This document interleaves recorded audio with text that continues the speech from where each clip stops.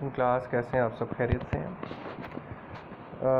बेटा हमने कल पढ़ा था सिंपल हार्मोनिक मोशन का, उसके साथ नीचे एक क्वेश्चन था स्प्रिंग कांस्टेंट का। वो एक अच्छा और बड़ा डेरिवेशन है। डेरिवेशन एक्चुअल छोटा है लेकिन उसकी एक्सप्लेनेशन बहुत लेंथी है, तो मैंने फ़िलहाल अभी स्किप कर दी है। आपको जब क्लासेस शुरू हो जाएंगी तो इंशाल्लाह ताला हम उसको सॉल्व करेंगे इंशाल्लाह ताला।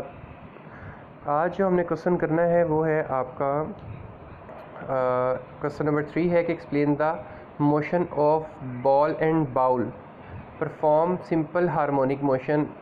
ये आप देख सकते हैं, इसके साथ साइड पे लिखा है बोर्ड 2016। ये 2016 के अलावा भी 2 से 3 दफ़ा बेटा आपके एग्ज़ाम्स में आ चुका है। ये बहुत इंपॉर्टेंट क्वेश्चन है। क्या है ये बॉल एंड बाउल सिस्टम और इससे हमें सिंपल हार्मोनिक मोशन कैसे पता चलती है?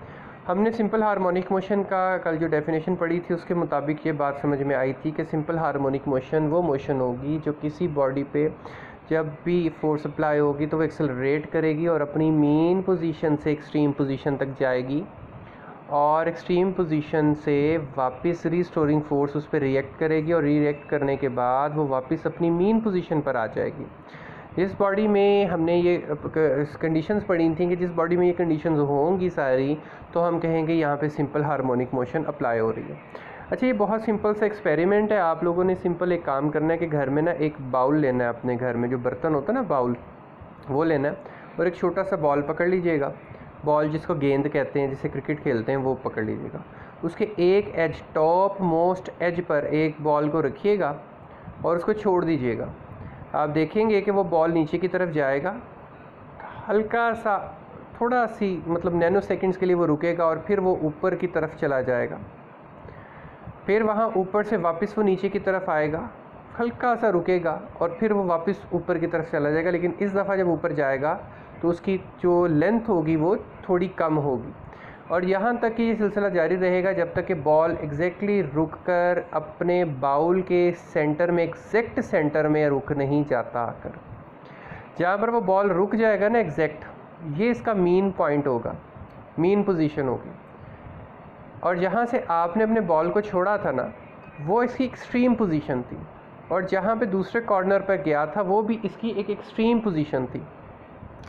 तो बस ये ही एक बॉल एंड बाउल मोशन है जो कि नॉर्मली हम अपने प्रैक्टिकल लाइफ में ये बात देखते हैं। आपने ये क्वेश्चन आपके सामने है, क्वेश्चन नंबर 3 जितना है ये आपने इतना ही सॉल्व मतलब याद करना है सारा, और इसकी डायग्राम जो है वो मस्ट है, साथ आपने ज़रूर बनानी है। और ये बात याद रखिए कि इस दफ़ा 10th में आपका काम जो है वो डायग्रामेटिक ज़्यादा होगा। फिज़िक्स के अंदर आपको डायग्राम्स ज़्यादा बनानी पड़ेंगी। मैं सिंपल ऊपर से थोड़ा सा पढ़ देता हूँ ताकि किसी बच्चे को अगर कोई पढ़ने में डिफ़िकल्टी है तो वो सॉल्व हो जाए, मतलब सॉर्ट आउट हो जाए इंशाल्लाह ताला। तो ये क्या है कि the motion of the ball placed in a bowl, another example of a simple harmonic motion. Consider a ball is placed at the mean position O. O कहाँ है? ये ओ है, ये देखिएगा। ओ किधर नज़र आ रहा है आपको? बिल्कुल ओ। यहाँ पे वेट क्या है? W = mg इसने डिनोट किया हुआ इससे।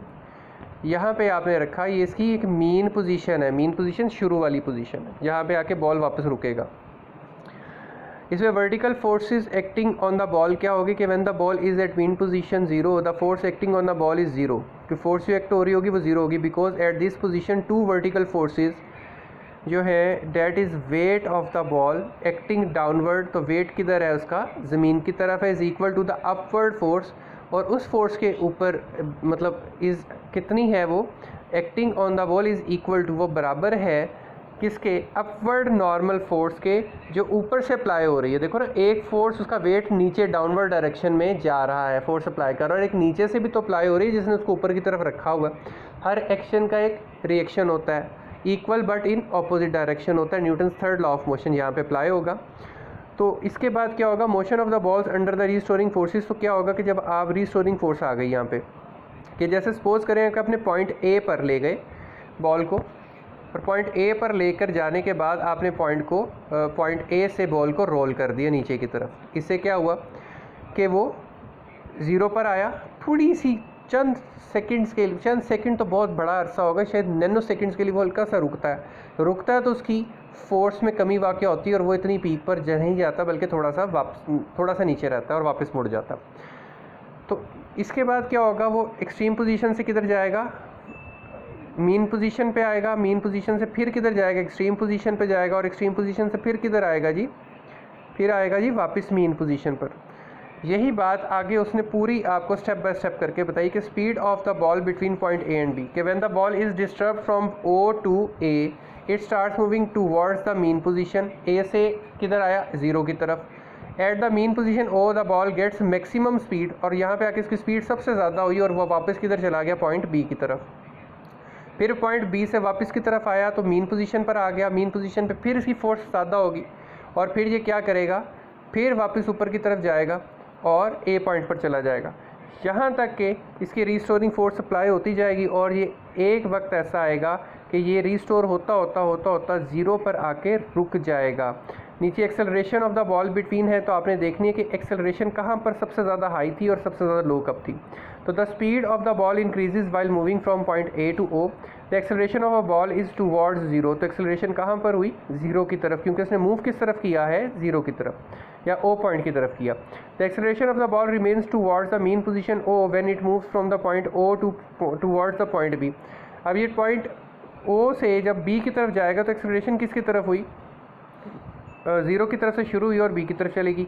Speed of the ball decreases, और अब क्या होगा कि स्पीड जो है वो डिक्रीज़ हो जाएगी। It means acceleration of the ball always towards the mean position. इसका मतलब क्या हुआ, ये देखें दोनों एरोज़ आपको बता रहे हैं, ए और बी पे एरो डाउनवर्ड डायरेक्शन में जो शो हो रहे हैं मीन पोजीशन की तरफ, ये शो करते हैं कि आपका जो एरो है बेटा वो एक्सेलरेशन का एरो है और एक्सेलरेशन हमेशा जो है वो मीन पोजीशन की तरफ रहेगी। बस इतना सा टॉपिक है आपका आज का, ये अच्छी तरह से याद करें, इसकी डायग्राम कोशिश करें याद करके लिखें बेटा, और साथ डायग्राम भी बनाएं ताकि आपकी जो प्रेजेंटेशन है वो भी बेटर होती जाए। ये ना हो कि आप अकेडमी खुले वापस आएँ तो सब कुछ भूले हो, 9th वाला भी भूले हो और नए सिरे से हमें 9th भी करवानी पड़े और 10th भी करवानी पड़े बेटा। तो प्लीज़ इसको साथ साथ करते जाएँ, बाकी अल्लाह खैर करेगा इंशाल्लाह ताला। अगर कोई इशू हुआ तो मुझसे पूछ लीजिएगा, यही इमेज मैं साथ वीडियो के पोस्ट भी कर दूंगा ताकि जिनके पास बुक्स नहीं है बेटा वो इसी से यहीं से याद कर लें। ठीक है बेटा जी, अल्लाह हाफिज़।